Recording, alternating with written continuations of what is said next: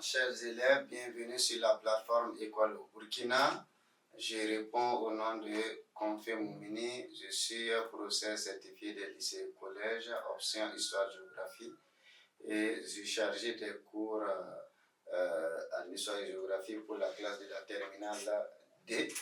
Et pour cette séance, nous allons entamer une nouvelle leçon du chapitre numéro 2 du palier numéro 1 en histoire qui est consacré à la fin de la bipolarisation. Nous avons en leçon numéro 1 analysé les tensions idéologiques.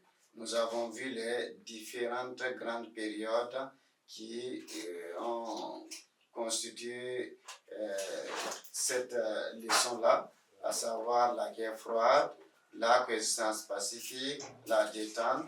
Et pour chaque période, nous avons analysé un peu les facteurs, les manifestations et éventuellement les crises que nous avons vues avec la guerre froide, avec la coexistence pacifique, mais aussi avec la détente, surtout la détente qu'on a achevée avec la crise afghane, qui montrait déjà les prémices de l'affaiblissement du bloc de l'Est avec le départ de l'URSS de l'Afghanistan en 1989 suite aux difficultés que les soviétiques ont connues après les différentes actions menées par les islamistes soutenus par les États-Unis.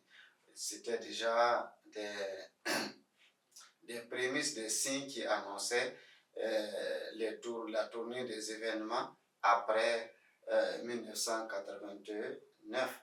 Mais la leçon que nous allons analyser, nous n'allons pas commencer seulement à partir de 1985, nous allons encore remonter encore plus loin, parce que ce qui est arrivé à partir de 1989, ainsi de suite, c'est la combinaison de plusieurs facteurs. Et un homme ici est à souligner dans la leçon que nous allons entamer, c'est Mikhail Gorbatchev, c'est le chef d'État de l'Union soviétique qui est arrivé après Léonid Brejnev. Léonid Brejnev est mort en 1982 et Gorbatchev a pris les choses en main à partir de 1985 avec une série de réformes qui vont avoir raison du bloc de l'URSS d'abord et du bloc de l'Est même de façon générale par la suite. Donc, leçon numéro 2, la fin de la bipolarisation.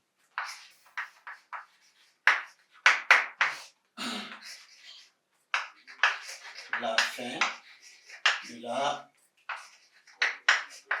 bipolarisation.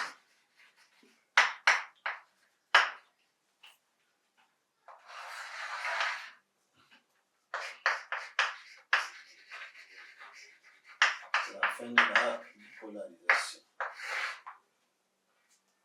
Comme introduction, nous pouvons dire que les différents signes qu'on constatait même suite aux événements de l'Afghanistan montraient déjà l'affaiblissement de l'URSS, l'affaiblissement du bloc de l'Est, avec l'arrivée du nouveau dirigeant soviétique comme Mikhail Gorbatchev, et on assiste à des mises en place de réformes qui vont finir par entraîner la chute de l'URSS et par là la chute du bloc de l'Est. Donc, en grand 1, ce que nous allons voir, ce sont les causes de la dislocation du bloc de l'Est, les facteurs, c'est-à-dire quels sont les éléments, les facteurs qui ont entraîné la chute du bloc oriental, du camp de l'Est, du camp communiste.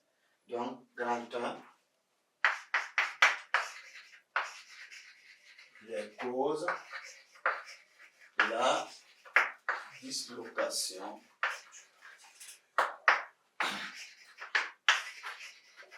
du bloc de l'Est.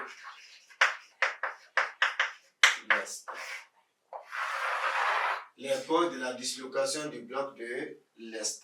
Ici, il y a plusieurs causes. Il y a des causes politiques, idéologiques, il y a des causes économiques.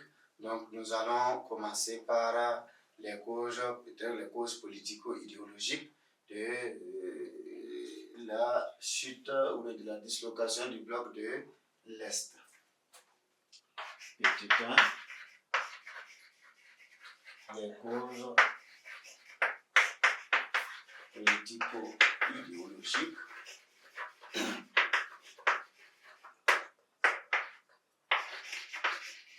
La dislocation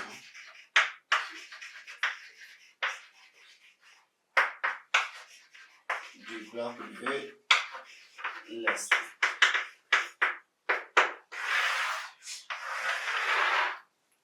Les causes politico-idéologiques de la dislocation du bloc de l'Est. Ici, nous allons voir principalement les différentes réformes entreprises par Mikhail Gorbatchev. Mikhail Gorbatchev qui arrive à partir de 1985 en remplacement de Leonid Brezhnev. Mikhail Gorbatchev a l'ambition de relancer l'URSS autrement. L'URSS est un pays épuisé par la course aux armements qui lui a été imposée par les États-Unis. Il fallait entreprendre des réformes pour relancer toute l'architecture soviétique, si on peut le dire. Et il a proposé deux réformes capitales qui ont eu des répercussions importantes. Et ces deux réformes-là, c'est quoi? C'est la perestroïka,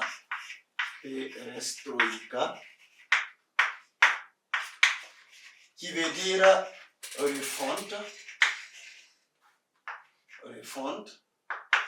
restructuration.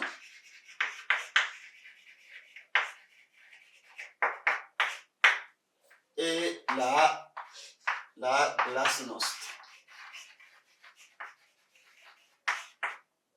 La glasnost qui veut dire transparence.